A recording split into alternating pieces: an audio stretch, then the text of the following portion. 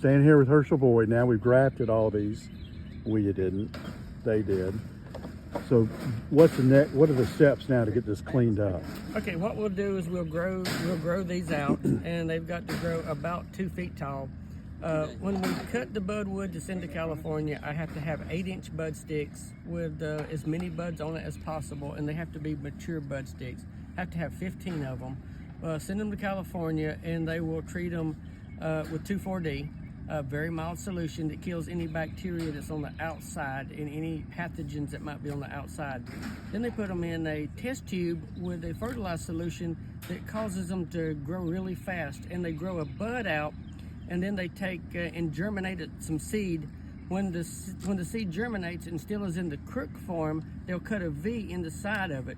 Then they'll take two cells out of the end of one of the buds and attach those 2 cells into the stem of the seed that has just germinated. Okay, when that bud is growing out really fast, it's outrunning the pathogens. So that's how it gets cleaned up. So they take the 2 cells out of the end under a microscope. So they get the 2 cells, put them in, then grow a tree out, and they'll test it for 3 growth spurts to see if it's pathogen free. If it's not pathogen free, they take that stem and redo the process. So it's something anybody can do at home. Right. Right. So how long does that process take? It takes up to 2 years. Sometimes the very first time they do it, it has no pathogens. Sometimes when I send them the bud stick, it has no pathogens, but they do it one time, test it through 3 growth spurts, 3 flushes, to be sure it still don't show up any recessive pathogens. After that 3 negative tests, then they're pretty much positive, but there always is that chance there's a recessive pathogen they don't even know about yet. Not all pathogens are bad, some are good, but there's not enough money to research like hop stunt. It's a good pathogen in some varieties, other varieties it kills. Okay.